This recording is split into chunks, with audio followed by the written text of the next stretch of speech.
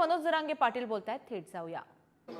आणि त्याचा स्वार्थ ते साधून घेणारे, पण त्याच्यासोबत जे नेते आहेत बसणारे ओबीसी बांधव सगळे ओबीसीचे नेते, यांनी थोडं जर आत्मपरीक्षण स्वतःचं केलं, आम्ही म्हणतोय म्हणून नाही, त्यांच्याच मनानं त्यांनी जर थोडं आत्मपरीक्षण केलं तर इथून पाठीमागचे त्याचा इतिहास तपासा.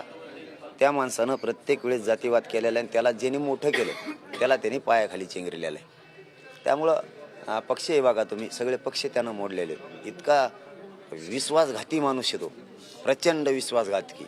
त्यामुळं त्यांनी त्याच्यावर विश्वास ठेवून त्यांच्या गोरगरीब ज्या जाती आहेत त्यांच्यावर अन्याय नाही होऊ द्यावा. गोरगरीब त्यांच्या जातीच्या लोकांवर अन्याय त्यांनी होऊ देऊ नये. त्यांनी आत्मपरीक्षण करावं. पण त्यांचा प्रश्न त्यांच्यापाशी, आमचं सांगणं काम आहे, आम्ही मराठा आरक्षण जिंकण्यासाठी, लढण्यासाठी, मिळवण्यासाठी समर्थ आहेत आणि आम्ही ते मिळवणार आहेत.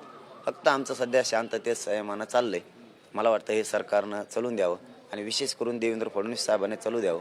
कारण त्यांनी ते मोठेपणा दाखवला होता देवेंद्र फडणवीस साहेबांनी त्यावेळेस. तेव्हापासून आजपर्यंत त्यांच्याबाबतचा एकही शब्द मराठ्यांनी काढलेला नाही किंवा मी सुद्धा काढलेला नाही की ज्याला माणुसकी जिवंत आहे. एवढ्या मोठ्या मुख्यमंत्री राहिलेला, इतक्या उच्च पदावर राहिलेला माणूस आहे, गृहमंत्री पण आहे आता, आणि हे सगळं सरकारच त्यांनी घडून आणलेलं आहे. त्यामुळं आम्ही तो विषय सोडून दिला होता की ह्या माणसानं जे मोठेपण दाखवले आता बोलायचं नाही. पण त्यांनी जर खोड्या सुरू केल्या असल्या देवेंद्र फडणवीसनी पुन्हा, तर बघूयात पुढं आहेच. आणखीन तुम्हालाही कळन पुढं काय होत आहे. दादा 3 महिने झाले आंदोलन सुरू आहे आणि फडणवीस गृहमंत्री आहेत राज्याचे, पण या दरम्यान तुमचा कधी संपर्क झाला त्यांच्याशी फोनवर प्रत्यक्ष? नाही, 1-2 वेळेस झालेला आहे, त्यांनीच केलेला आहे. परंतु ते ह्या आंदोलनाच्या बाबत त्याच्याबाबत 1-2 वेळेस झालेला आहे. कारण आपण खोटं बोलत नाही, त्यामुळं नाकारण्याचं काही कारण बी नाही. परंतु त्यांच्यावरती जो विश्वास मराठ्यांचा पुन्हा बसायला लागला होता, पुन्हा शब्द वापरतो मी, त्यांच्यावरचा विश्वास तर 100% उडालेला आहे, पण पुन्हा बसायला लागला होता. त्यांनी आता हे कोण वरेकर का काय कोण आहे, ते त्याला पुढं घातले, ते कुंकडं बोलायला लागला. कारण त्या माणसाबद्दल सन्मान होता, सन्माननीय दरेकर साहेब असे शब्द वापरायचो आम्ही त्यांच्याबद्दल. मराठ्यांच्याबद्दल बोलल्यावर आम्ही कोणाचीच गाय नाही करत. आणि ते लोहांडा ती एक गचपान कुठून आणून ठेवलंय मधीच, ते वरण भात खाताय आमच्याची धरून, तू नीट राह.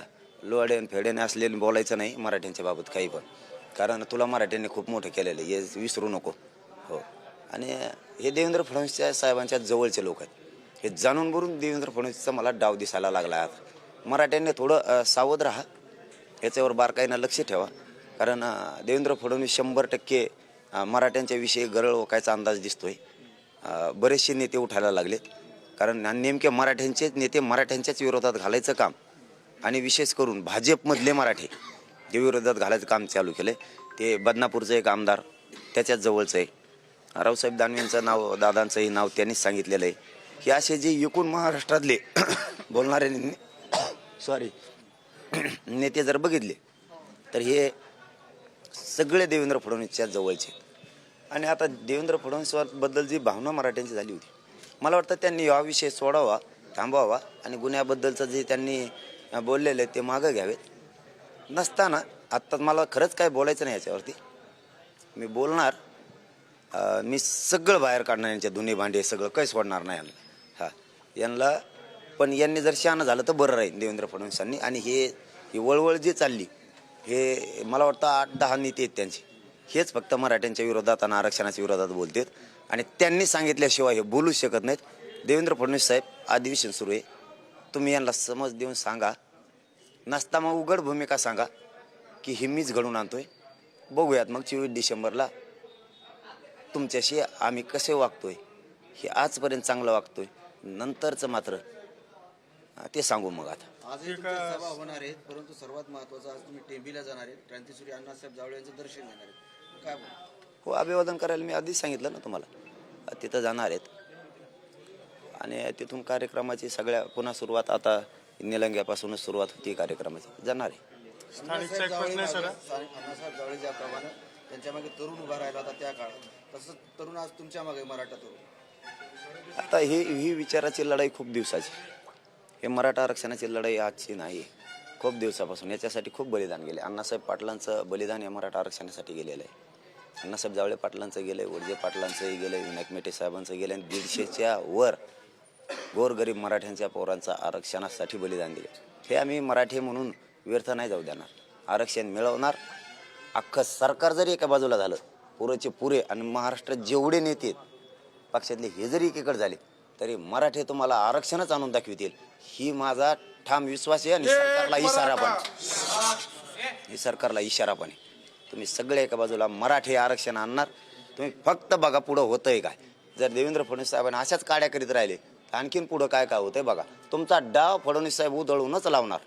हा तरच मराठ्याचं सांगण नाही तर सांगणार. एक स्थानिकचा प्रश्न असा आहे, मराठवाड्यातील लोकांच्या नोंदी तेलंगणा आणि आंध्र प्रदेशमध्ये आहेत, तर त्याच्याबद्दल तिथले लोक काहीच सहकार्य कराल त्याआधी प्रशासन लोक सहकार्य करणार नाहीत. तर राज्य शासन समिती गेली, समिती काम करते. मी बी त्याची माहिती घेतो. समिती 2 वेळेस गेलेली आणि स्थानिकला सुद्धा पुरावेत. स्थानिकचे अधिकारी हे मात्र कामचुकारपणा करतात काही काही. त्यामुळं मुख्यमंत्र्यांना याच्यात लक्ष घालणं गरजेचं आहे. कारण मराठ्यांचा विश्वास एकनाथ शिंदे साहेबांवर आहे. तेच मराठ्यांना आरक्षण देऊ शकते. धाडसी निर्णय घेण्याची क्षमता त्यांच्यात असल्यामुळं ते करतील. जे जे कोणी अधिकारी जाणून बुजून सापडत नसतील ते कामापासून दूर होतील. 100% त्यांना निलंबन केल्याशिवाय जमणार नाही. नसता पुन्हा मराठ्यांचं वाटोळं होईल. त्यामुळे हे 2-3 वेळेस आम्ही सांगितलंय. बघूयात सरकार काय करतंय. आम्ही आमच्या आंदोलनात ठाम आहेत. मराठी आरक्षण मिळवणार आहे. कितीही वाजवा ढोल, मराठी आरक्षण मिळवणार. फक्त तुम्ही गांभीर्यानं घ्यायनात. तुम्ही गांभीर्यानं जर घेतलं तर बरं राहील. साध्या चौकात 50,000 लोक जमायला लागले. जरा भानावर आहे.